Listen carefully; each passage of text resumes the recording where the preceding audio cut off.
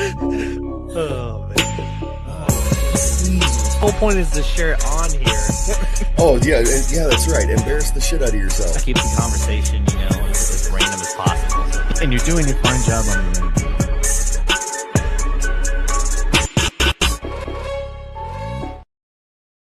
What's going on, everybody? Welcome back to JG's Lounge. I'm your host, Jukebox, and we are back with another episode of Stardom. And we got a good guest tonight. Daniel Fact. Sorry. See, I messed it up already. You might as well cancel me right now. We got Rick Daniels with us tonight. I apologize right off the bat. I totally just botched it within a minute of the show. Okay, you are forgiven, my son. What way to start it off? I do apologize. So, Rick Daniels, we talked about a year ago, and I don't know what happened. Either I obviously got distracted and we never stayed in contact. And then I meet Kyle Ament, and he's like, "Hey, I got a guy that you should talk to." And I find you on Messenger. And I'm like, "Oh, I already talked to this guy a year ago. What happened?" So, how you doing, man? Doing fine. How are you? I'm a little disappointed in myself because we literally talked about this before we went live, and I still messed it up. So, but other than that, I'm good, man. I'm doing all right. Have you been in Kansas City your whole life? Since I was about 9. Born in St. Louis, Missouri, lived in Alton, Illinois for a few years, then went to Jefferson City, kindergarten through 3rd grade. And after that, we came to Kansas City, and I've been here ever since, except for when I was in the military. Yeah, about that. Yeah, that was about it. All right. So you're a Midwest guy. I lived in Liberty, Missouri for 5 or 6 years. No, 12. How long? About 6 years. I feel like Liberty, Missouri is kind of part of Kansas City, right? Kansas City area. Yeah. Yeah. You probably traveled a lot though, right? I mean, you're a Midwest guy, but you've done a lot of traveling. Well, I had a job for about 8.5 years, or I was in a career for 8.5 years. I had several jobs, but where I traveled throughout the United States. I was in every one of the lower 48 as a seminar leader. So, okay. So what's a little bit of your upbringing? I mean, before we kind of get into the career path you chose, with the acting and some of the burlesque, you hosted burlesque shows as well, which we can kind of talk about. But I performed in burlesque shows. I didn't host. Oh, you prefer? Oh, okay. So you didn't just host. How'd you get into that kind of stuff? Like, what led up to being interested in that? Well, actually, I kind of always thought it might be fun to be an actor or some kind of performer. But like in high school, they always had the plays in the spring. And but I was wrestling. I wasn't a good wrestler, but I was a wrestler. And you can't be a wrestler and be in the spring play too. So, right. So I put that on hold for many, many years. And then it was 1993. I saw something in the local paper or someplace that they were having auditions for some local film at Kansas City Library. And I didn't even get off work that evening until I got off work and got over there, and everybody is walking out. So I said, well, it looks like I missed it. And the producer, director, writer, he said, look, and I ran into him. I encountered him, and he was on the way out. He said, look, everybody wants to be in this thing, but nobody wants to do any work. Nobody wants to help me with it. So if you will be on one of my crews when we film this thing, I will find some way to put you into the film at some point during the production of it. I said, okay.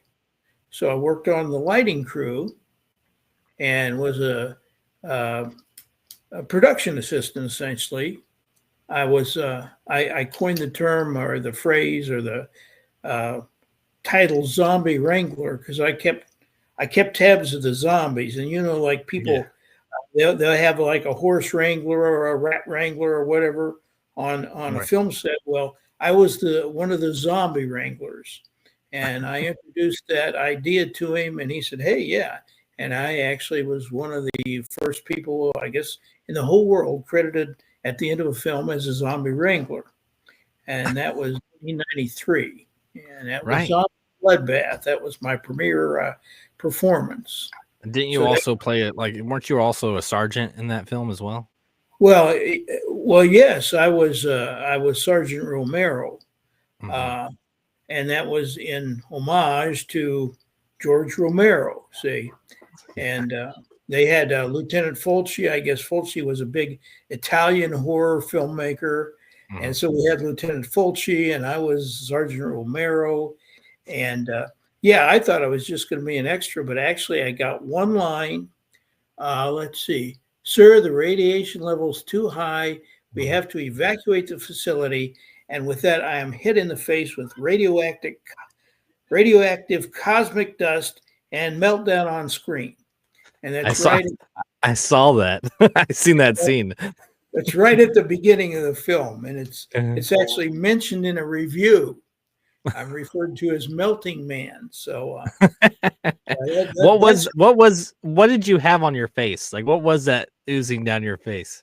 that was a combination of margarita mix and margarita mix. It tasted pretty good, and I think flour and water and Mhm. just it actually looks like somebody's pouring something over my head, which is what's Yeah. happening. But it's supposed to be all my flesh is melting, and that's Right. that. It's But it's funny. I always like asking those kind of questions because I've had a lot of like musicians and bands on, and then we talk about like music videos and stuff. And whenever they use stuff like stage blood or anything, it's crazy to hear like what they actually used. yeah. Well, they did a lot of improvisation with props and everything and Hmm. makeup in this because a very low budget Hmm. and I'll tell you for some of the scenes where they're eating the guts and stuff. That's real guts. He would go to butcher shops and so forth, and it's the middle of summer. It was 100 degrees, and this stuff would be in the trunk of the car, maybe all Right. day, and and he'd say to the people, do not actually put the stuff in your mouth because it would be smelling by the time they pull it out of the trunk. I'm surprised somebody didn't die from that. But That's ugh. yeah, when you see the gut munching, those are real guts. Most of them. Now, some of them, the ones they put in their mouths, that was rubber, but a lot of them it was Mhm. real, like pig guts and cow guts and everything. And then, boy, did it smell too. But So we had a lot of fun with that one. well, and you've also kind of been like you've been through the changes of like film too through like the technology advances because Oh yeah, 1993 I mean internet wasn't really even acknowledged and right. CGI and effects weren't really that big of a Well, thing. those are all practical effects in there. There's no all the blood's real something, and the guts are real something, and Mhm. yeah, I don't think any of that is CGI in that zombie bloodbath. Right. I did try to pull this up and I finally got the picture. What is this right here? Is this one of the burlesque shows? Oh yeah, well that's not one I was in. That is Kat Kimmitz and her beautiful mother, Amy. Gosh, I just forgot Amy's last name, and she's just as gorgeous as her daughter. And Kat Mhm. is she's still working. She's in New York City. She's one of the and she's danced in London and everything. And she Mhm. was Kansas City's queen of burlesque in gosh, I can't remember. I want to say 2012 maybe. Mhm. But yeah, I mean she's pretty big. She's kind of Mhm. international, really, and W- she's got a big presence on the internet. Yeah, she's got a Facebook page and website and all that. And yeah, she's an excellent dancer. I mean Right. she was a dancer. You know, a lot of those strippers, you know, they're not quote just strippers. I mean, they are dancers. They're professional dancers. And Right. Kat, she can do taps. She can do it all. And How did you really honestly, I guess the biggest question for me is what exactly is a burlesque show? Like I don't really understand what it is. well, burlesque is well, I want to say it's an American art form, but they had a lot of burlesque like shows in England for Mhm. years. And it's kind of I think it kind of developed from vaudeville, although uh, vaudeville people kind of looked down upon burlesque. I guess the heyday of burlesque was like in the 30s and 40s, maybe. But the movie Gypsy is really kind of an idealized to look at burlesque, as is The Night They Raided Minsky's. I don't know if you ever saw either of those. Did you Huh. see Gypsy or The Night They Raided Minsky's? Is really great because Mm. they use some of the actual old burlesque bits.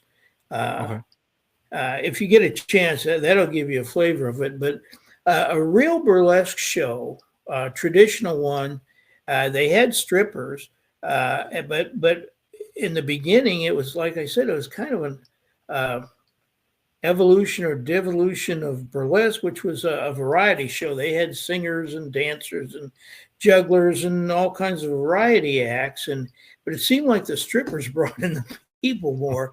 So the emphasis started to shift, and I don't know when that happened, Right. but they kept a burlesque. They always had comedians, and I started out. I wanted to be a burlesque comic, like 50 Mm. years too late, and actually, who I think Red Skelton was a burlesque comic.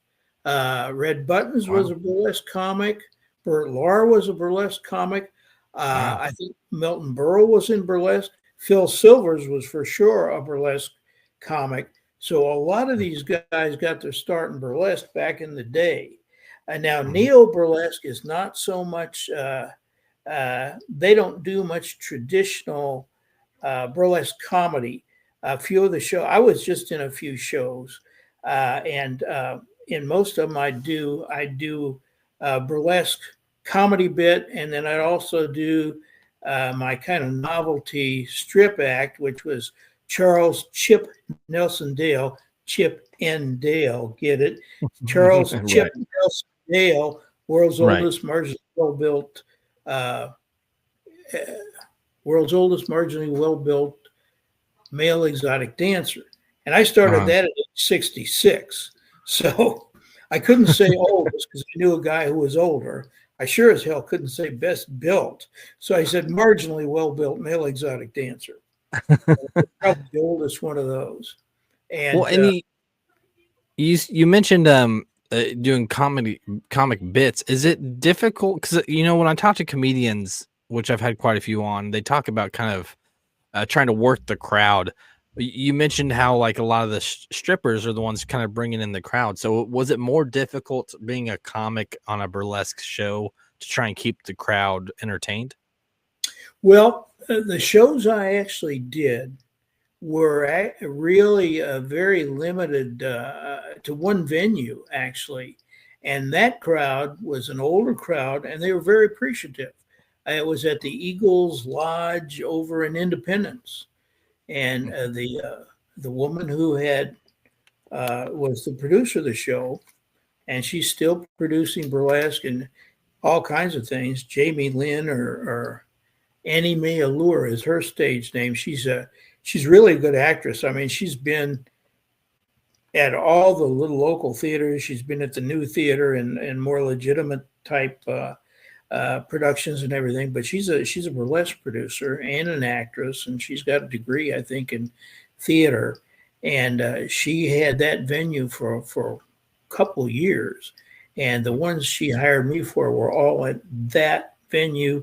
And I think the average age is probably 45 or 50, and they were kind of appreciative of the kind of hokey type of burlesque humor that I would do, which Right. was which was really typical of traditional burlesque. Now, neo burlesque, neo meaning new, they don't really have those types of burlesque skits very much at all. They might have a stand-up comic or something, and I've done stand-up at those burlesque shows too. But I've done stand-up, and then this was like sketch comedy, and then Mhm. also did the little novelty strip act. So, and then I wanted to do that. I contacted the producer of the Florida Burlesque Festival, and I tried to sell her on the idea of doing some sketch comedy. And she Mhm. says, "Well, we don't really do that kind of show, but I would be interested in Chip." Well, you do what they want. So I was down. I went down there, and everything fell into place for that show. I mean, my golly, I had a free flight on Southwest because I have that card you pay $65 a year for and save up points, and I had enough Mhm. to get me down to Fort Lauderdale, is where they had it. I Mhm. found really inexpensive lodging in this place that the very next week they doubled the rates. I don't know what was, I guess the fates smiled upon me. Then Mhm. I got a rental car for like everything included, all the little crappy add-ons and stuff. I got a rental car for $12 a day for everything. Wow, that's So impressive. tell me how that happens. This was in like I guess 16. Yeah. And so I met some people I'm still friends with on Facebook. We Mhm. had our wrap party for the festival at the Mai Kai, I think, which is the world's biggest, and at one time was world's biggest, and rated the world's best tiki bar as tiki bars go. I'd never been to a tiki bar and started out at the biggest and best in the world, so it Mhm. was wonderful. At Like I say, it all fell into place that day. Right. So And you mentioned, staying in contact with people on Facebook, and earlier we talked about sort of the um, uh, evolution of the technology and this kind of stuff. And how do you feel about social media? Did you like it? Do you utilize it for work? well, I do not utilize well for work. I have gotten actually, yeah, I've gotten some parts in films uh, right off Facebook. Actually, the best acting job I ever got, I got off Facebook. I also got, I think it was on Facebook that I actually became a standardized patient over at the UMKC School of Medicine. I think I Yeah. found that on Facebook too. Yeah. So I guess I do use it for work because the Yeah. only work I do anymore. I think. Yeah, And you're I'm retired now, but you still get to do stuff. yeah, I'm essentially a technophobe. So Mhm. to do anything with a computer is a big thing for me. I know Kyle told you about that film we were both in, that animated film, The Bell Affair. I got a The little picture right here. historic. This one Yeah, right here. yeah. And when they said we're switching and we're gonna do everything on, where you're gonna tape yourself, and that just, man, that struck fear into my heart. I almost dropped out, but I thought, man, I've done all this memorization and it's going to be a really cool project, so I'm going to give it a try. And they had this I think he was the line producer, Mhm. and his name escapes me, but that man should be sainted. He said, "You call me anytime." He says, "Unless I'm asleep, I'm here at my desk, and you just call me." And he was the most patient, saintly person in the world, and he helped me get through everything. And my phone wouldn't do what they did, so they actually sent me a phone that I had to mail back and forth. And when I finally got all my stuff done, I had a couple sleepless nights because I thought, man, they're going to make me do it over again. And the feedback I got from him was, they said, "This is exactly what we want." And I go, "Oh, yeah."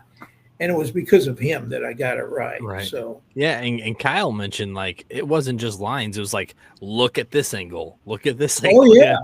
Yeah. They send you everything. It's like stage directions, and you had to kind of figure it out. And just Mhm. like Kyle said, I was down in my basement too. Hmm. I didn't have a green screen. I had a blue screen that was made out of a shower curtain, and Right. you just walk through the stuff. And but what was really, you talked about the miracle of technology. Even if you Mhm. came in from the wrong direction, say, they could somehow turn it around and make it come out right. Yeah, I So, do. I do it all the time. I make a lot of clips and stuff from my shows, and the way technology, I literally like I'll stream the show like this on my laptop, but everything else I do from my cell phone. Every other bit of my well, editing and everything I do on my phone. that stuff amazes me. My hat's off to you. If I had a hat on, it would be off to you. Uh, yeah, I mean, I can send email, and I Mhm. did what he told me to, so it worked Mhm. out right. So, Otherwise, so I got a couple I more pictures. Go ahead. oh, the process is called rotoscope animation, by the way. Oh, Uh, it's really what is yeah, the I'm not sure what that is. I tried to read the description of it, but I just remember it was rotoscope animation. So that's the I mean, I animation. saw like the trailer for it on YouTube. There's like a trailer for it. So it might not be on YouTube, but I saw like a little trailer from it from Yeah. through Kyle, and it's pretty impressive. Like especially the Oh yeah. fact that everybody was placed into the scenes, like you were Yeah. just in your basement. It was all filmed remotely, and then they somehow merged them. It was amazing to me, and that can be seen, by the way, on Amazon Prime. You can rent that on Amazon Prime, and it's available on DVD. So, And I'm guessing you probably watched it a few times, or at least once. well, I watched it the premiere night. I'm going to get a DVD of it. A I've got, DVD? What is that? I'm just kidding. yeah. Well, I want a DVD because I have a DVD player, and Right. I understand how to make it work. So I Right. want a DVD if I can I get one. remember um growing up, and my grandma had one of those like classic car VHS rewinders. VCRs. Yes. My kids have no idea Isn't it what a that is. VCR she had? Yeah. Yeah. She had a VCR, and then she had like really one of those little rewinders. Yeah. So you didn't wear out your VCR. Yeah. Yeah. Yeah. All right. So I took some pictures of some of the other like roles that you did. But before we kind of get into them, how about I play the trailer from your IMDb page? Sure. All right. I'd Let's be do this. delighted to see that. Here we go. It's the insurance. They won't cover you anymore. We have to stop chemo by midnight. I'm so sorry. I've got a bullet for every one of you bastards. Come on, Dylan. It was the rose that died. My rose, the one that withered from my pose. She bloomed like a flower, and then died in the late hour. Buried beneath a tray, her name, Rosa Melody. And again, that was just divine intervention that led me to the calling that I pursue now. I want to help other people, especially young ladies, rid themselves of their sins and tread the paths of righteousness.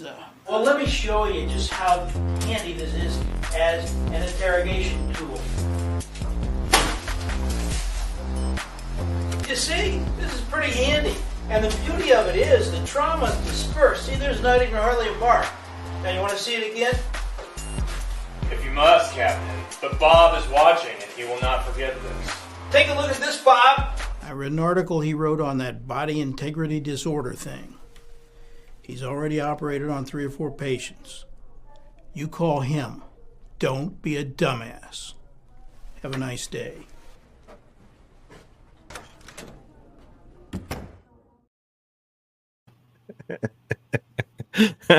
Is that something that you pieced together?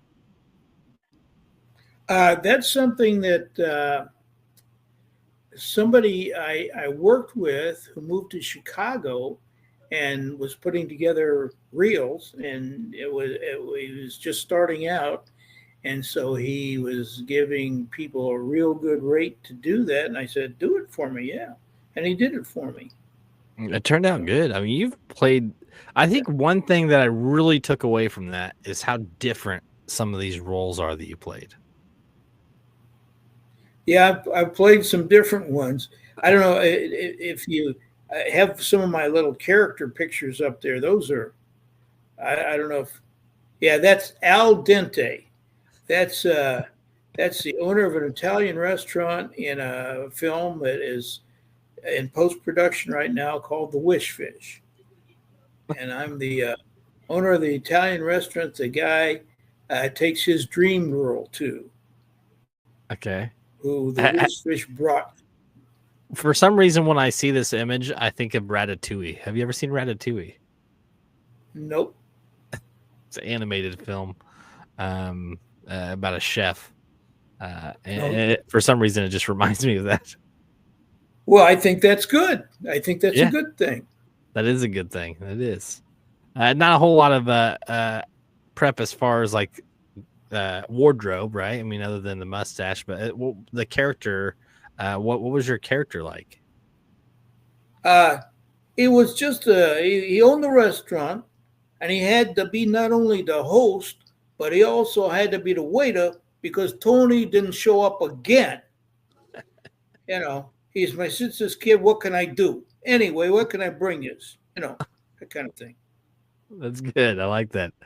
I worked in a lot of restaurants. I actually went to culinary school and graduated with a degree. Oh, cool. And I ran restaurants for a while, and I've had some crazy experiences when people don't show up. Then, right? Oh, you're my doing this, Lord! You're doing that. You're doing everything. You're cleaning up the toilet. That's some asshole plugged up. You know what I mean? And then you got to go cleaned up and then do the fettuccine. So whatever. Yeah, that's perfect, man. The accent's great. See, I can't do accents. I'm terrible at accents. It's one of the things I do. Next up, what we got here? Oh, that is the bartender in a film called Protégé Moi. That's a Robbie Lopez production. And I was the little sidekick, not in that character. I had a full face mask. I played two characters in that.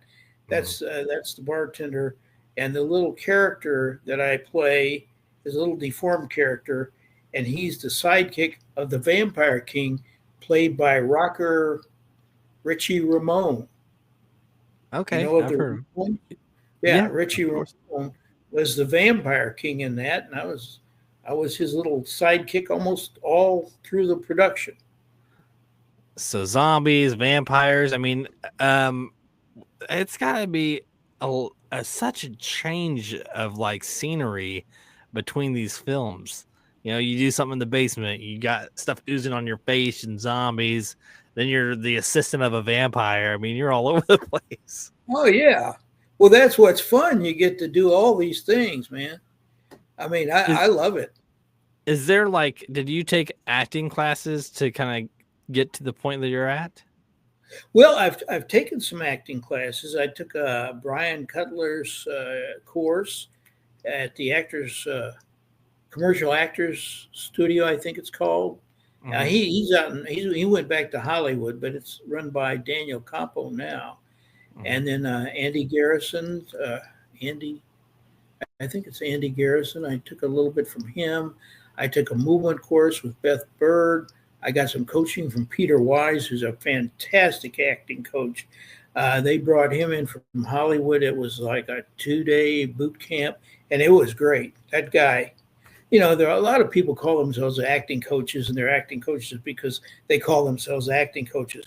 But this guy, Peter Wise, is the real deal. I did something. He said, okay, now try this and this. And I did it. It's like doubly as good as it was before.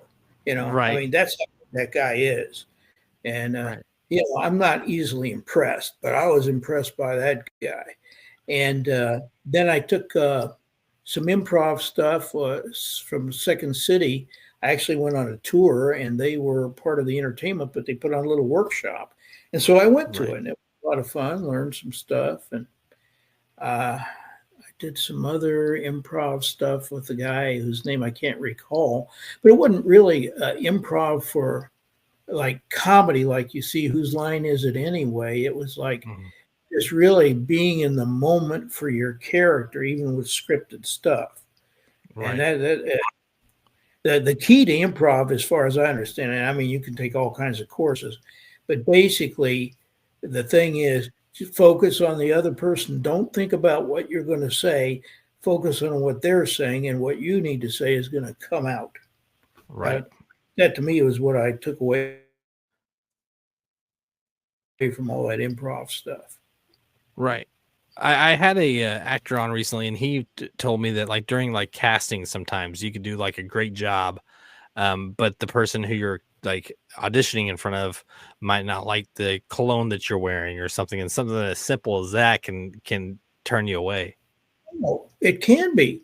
Or I had an audition once, and a guy told me, he said, "Well, the guy I'm going to ended up hiring wasn't the best way." I mean, this guy I know liked me because he gave me a ticket to the show and asked me to come back and everything, but then he didn't hire me. And he said, "Well, the guy I ended up hiring wasn't really the best one I saw, but I'm going to need him for another show after this. And if I didn't hire him, he'd have gone someplace else and he wouldn't have been available." So also Wow. you can do a great job, but you might not have the look that fits the film. Now I had a deal. I went to an audition once, and I mean these people were gushing, "Best we ever saw," yada yada yada.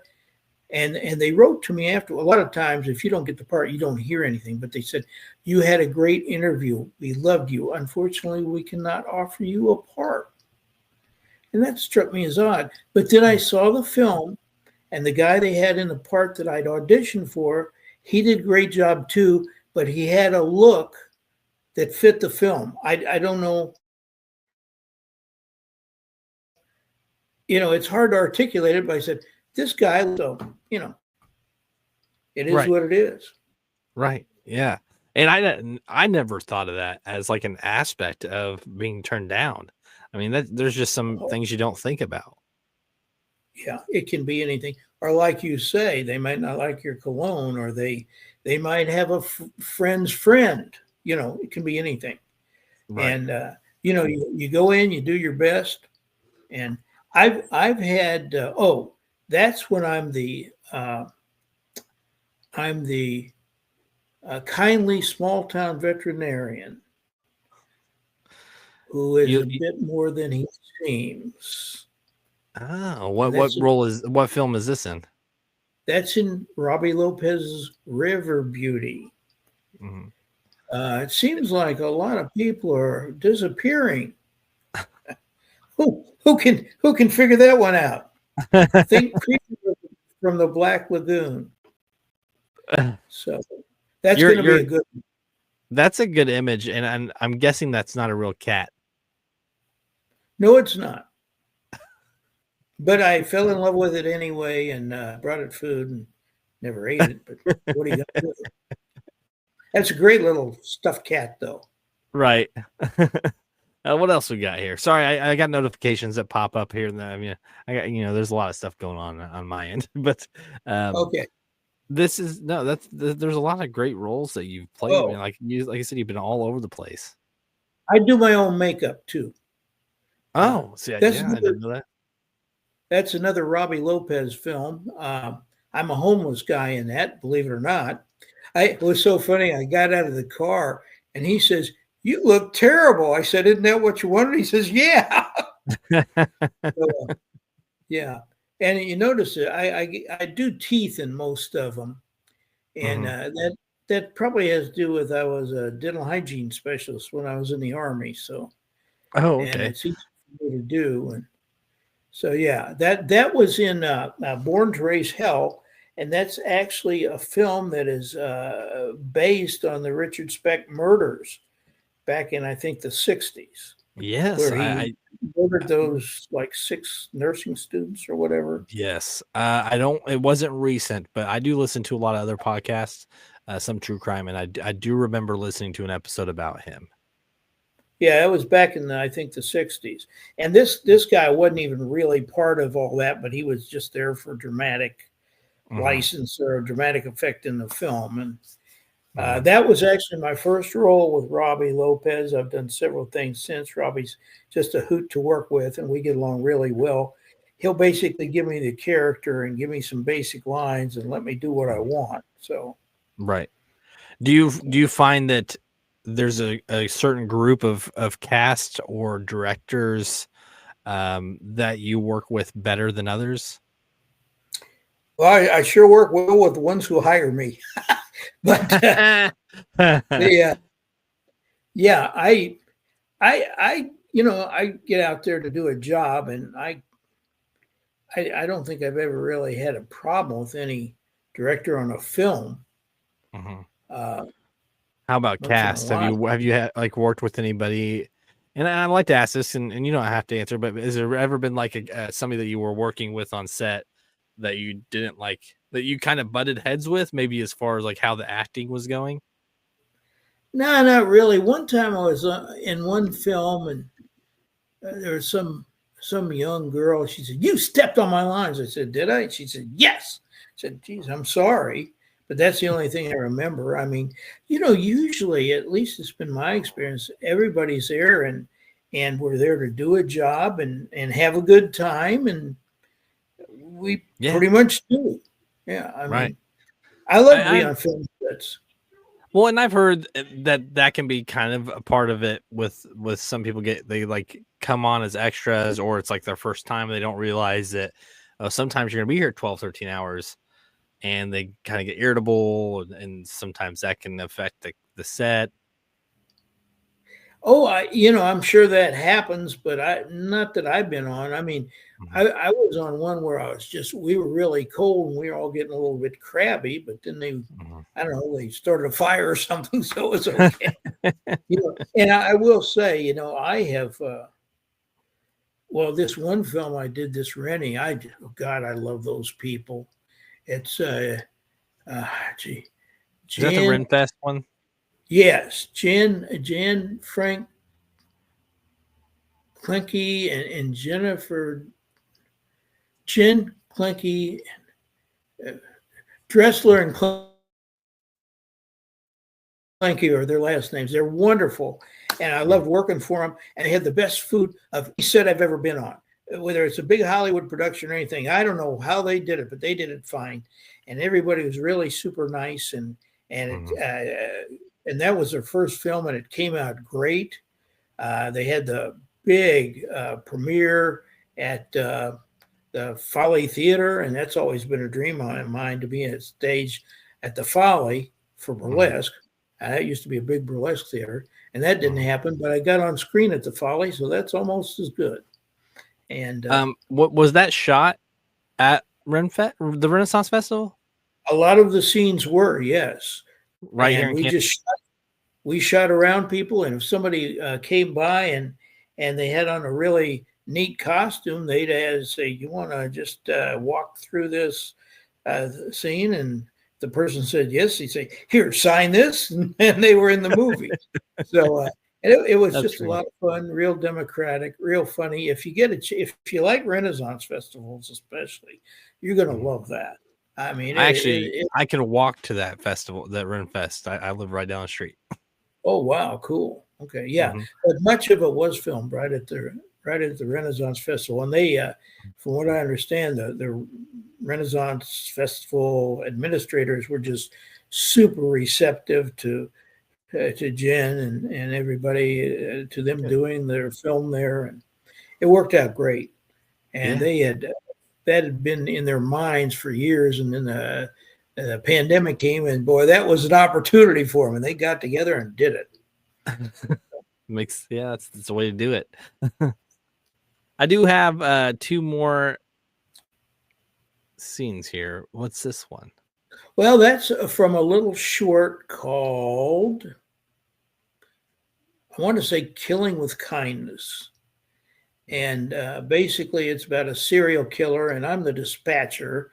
I'm actually a um, I'm actually a police officer who is injured, and so they put him to work as a dispatcher because he's like 6 months before retirement, and they don't want to just let him go because then he'll lose his pension. So I mean, I have backstories for all my characters almost, Right. even if I'm just so anyway, that's the backstory on this guy. And Right. they're calling in about this serial killer, and I'm saying, is this some kind of a joke? Look, I don't have time for this. I got real people with real problems, but really, they're dealing with a serial killer. That was a real Right. cute little short. I don't Right. think it went any place, but I got a good picture out of it. So what are you going to do? And we had fun.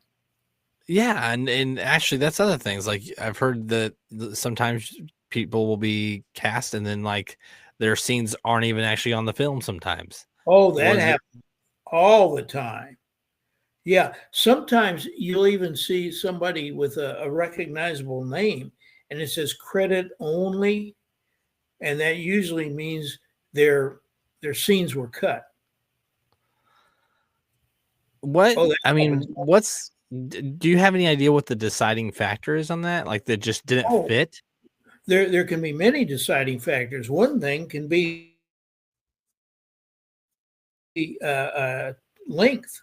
You know, if it's running too long and they have to get rid of something like that, the Bell Affair, I was in 2 scenes. Mhm. Both of the scenes are really good scenes, but the very best scene was cut. And it was cut for 2 reasons. One was length, and the other, and this is what I was thinking even when I was filming it, said, I don't see how this is that relevant to the story. And when I thought, Elijah Watson is the guy's name, who was the saintly guy who helped me through this. I was talking with him, and I said, my best scene is gone. He says, yeah, it was a question of length. You know, we were running too long. Plus, we really just couldn't, you know, in retrospect, we couldn't see how that scene really fit in very well. And I said, you know, I was thinking the same thing as I did it, but it was a great speech. One of the things about that Bell Affair, at least my lines, most of them, I researched the character. These characters are real historical figures. And most of my lines actually came from the trial transcripts from like 1753. Wow. 1853. I think 1853. Yeah. I mean, that's Yeah. still just the historical factor behind that's impressive. Yeah. And like I said, I was reading my lines. I said, these guys gave me the best lines in the world. Well, it was from the character that I played, who was he was a renowned lawyer back in those days, and he was also kind of infamous. I mean, this guy, William H. Bradley, I think, or Yeah, but that name's very familiar. Yeah. Well, there's also a toy company, so don't get them confused. But yeah, this guy actually beat up a judge. Yeah, I mean, he was a wild man, but he was brilliant, and they said he never lost a criminal case. So, but anyway, right. yeah, I thought, man, these guys are brilliant. They wrote me these great lines.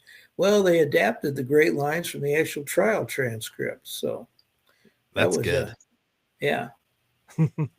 So did you kind of go on a rabbit hole and do quite a bit of like history digging into that? Well, for that one I did. I was interested in the character, and I had never, I wasn't familiar with these freedom suits. I mean, there was a whole body of law and so forth case law that came out of the freedom suits. And that is where these slaves had been promised their freedom or whatever. This is before slavery was abolished, before the Civil War. But in the case of the Bell Affair, at least the trial where I represent the slaves, what had happened was the slave owner had promised Mr. Bell and his family their freedom, and then he dies. And the wife says, and these weren't rich people, these were the people with like a couple slaves, And the wife says, This is all I've got. These slaves are my entire assets. You think slavery is terrible, but it's, we're talking about a long time ago, and the world was different. And she says, I'm not giving these people up because they're the only thing I have. They're the only items of value, and that's, they were commodities. They're the only thing I have that's worth anything. And so she went to court. I'm not going to tell you how it comes out. Yeah, don't tell me. We got to watch it. Oh, yes, please do. Please rent it.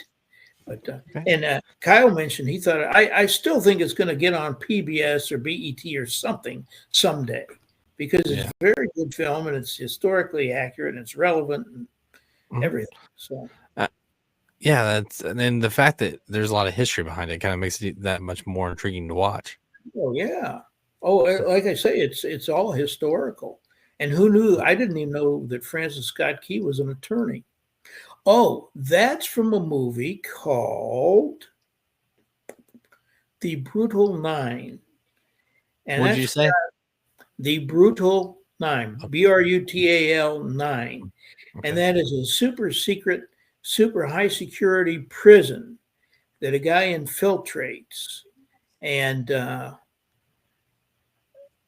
I actually play the kind of the right-hand man of the Irish gangster who runs things, and he has to get not the main guy, but he has to get somebody else out of that prison for some reason.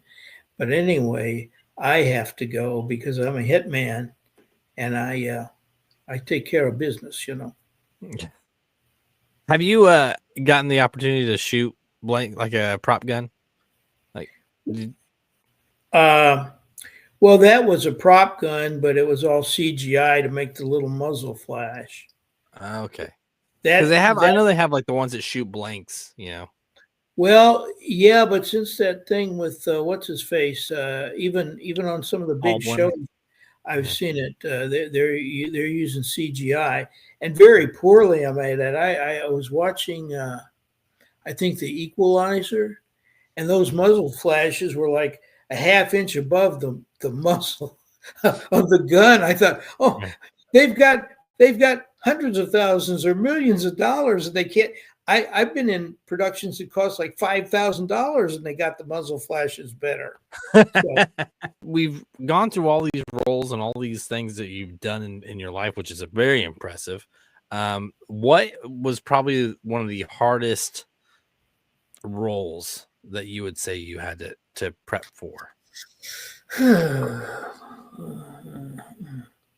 Man. Well, I don't memorize things well, so anything that has a lot of memorization is just. Well, I say that, but then I've done things where I've shown up. There was one I showed up to be an extra, and one of the leads didn't make it, and I ended up doing his part and did it fine. So, I guess when I'm under pressure, I can do it. But anything that involves a lot of memorization. I guess that's the biggest challenge. But I mean, I get into all these roles. I mean, I really get into all these roles. And so it's fun. It's I'm not really one for challenges, but that's one kind of challenge I do kind of like. See what you can do. That under pressure kind of feeling. Well, just different roles. I mean, I just love to play different kinds of roles. Hey, like Kyle said, he really likes being the bad guy. He likes. Well, I like being a killer. Now, I do like being a killer. I've only got to be a killer a couple times. I played cops mostly, but once in a while I get to be a murderer, and I like that. Yeah. Hey, do you have that film? Do you have that still of me as Reverend Jimmy Joe Love? I love doing that one. No, but I could probably find it. It's on my IMDb page. I'm with a lovely young lady there. I'm in a mullet wig. Let me see here. I bet you I can find it. That's a Reverend Jimmy Joe Love and his Earth Angel Bambi. Let's see here. You'll know. I don't see. Are you sure it's on your IMDb? I'm not. Oh, I think you know what. Oh, yeah. See it right here. Yeah. This right here. It's not very bright, but That's one of my favorite roles right there, Reverend Jimmy Joe Love. What's kind of the story of this? Well, that's a little locally produced thing called Praise-a-thon. Let us pray, and it's PREY. Let us pray, because I'm actually a I'm not the main corrupt mega preacher, but I'm a mega preacher who's on his telethon, and he's promoting. He's trying to collect more money because they can't come to his tabernacle or whatever in person, so he's got to raise some money. So he's going to all his associates and uh, fellow fake preachers to get him to help him. But of course, during the thing, I say, probably the best thing to do would be to send that money straight to me, and I will give Reverend Rick, I think, no, Reverend, anyway, I'll give the other Reverend, I'll give him a percentage because we've had a hard time too. Oh, it's swindling really cute. people is what you're doing. Well, when we say "Let us pray," PREY, that gives you Yes, some idea of it. that's good. That I, I I, like just, your I like how your character's dressed. I love that character. I love that jacket. I wore that to one of the nights of the premiere of Rennie. Okay, so you still have that jacket? Oh yeah. I mean, I bought that a long time before I conceived Reverend Jimmy Joe Love. You know what I mean? Yeah. So what's your wardrobe like? If you wear something like that on a normal day, what kind of is your wardrobe all over the place? Oh, you mean normally? Like on a normal day?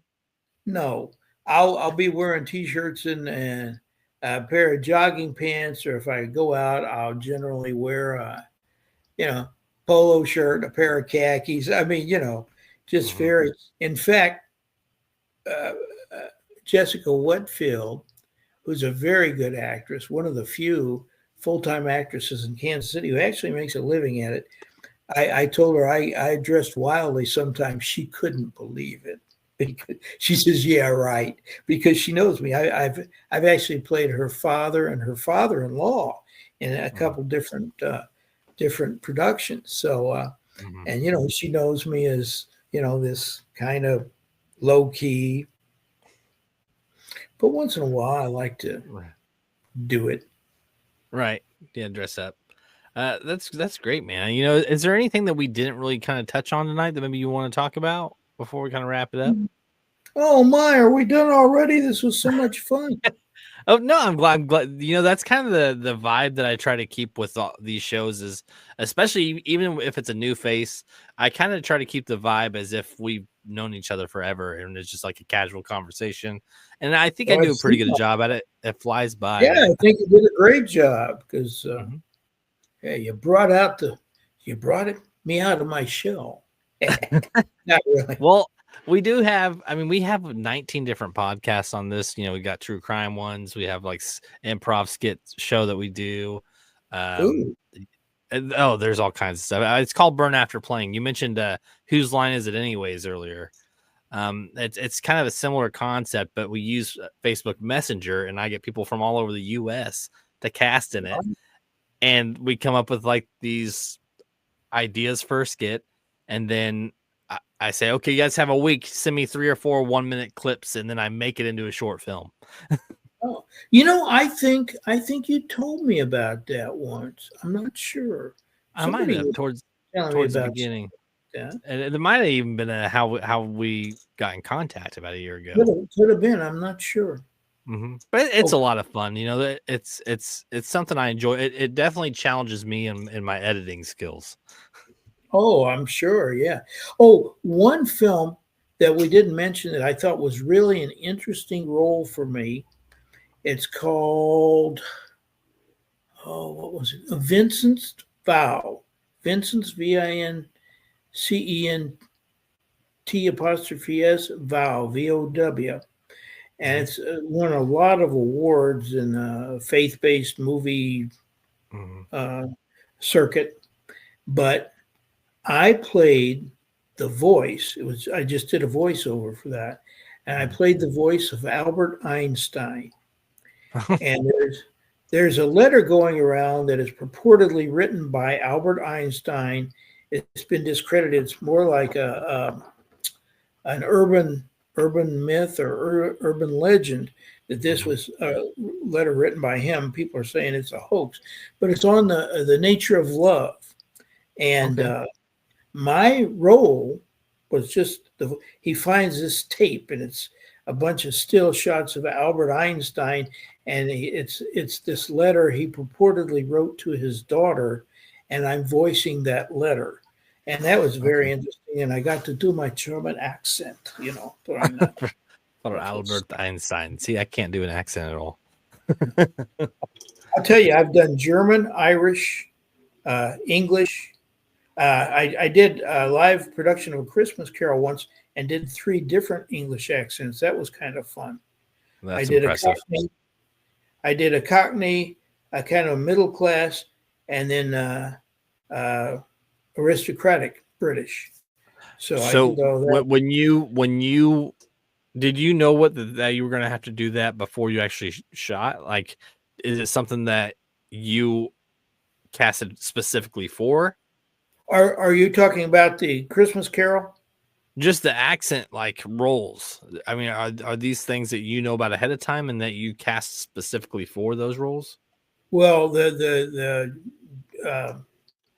Vincent's Vow one, absolutely. I mean, I sent in, he just said, this is what we'd like you to try and do. And I just took the copy and read the letter with a German accent. And he said, you're hired. So, and then, did you have to prep? I mean, did you have to do any sort of research for any of these accents, or did you just kind of wing it off the top of your head? Well, I lived in Germany for about a year, so that helped. And then I watched Hogan's Heroes a lot, so that helped. Yeah. And I'm German, my background. Yeah. But no, you mentioned all the other ones, so I wasn't sure. Yeah, but yeah, so I played one of my biggest jobs. I played a Hispanic or a Mexican cosmetic surgeon in a commercial, and people say, you're not Mexican. I say, no, but I'm an actor.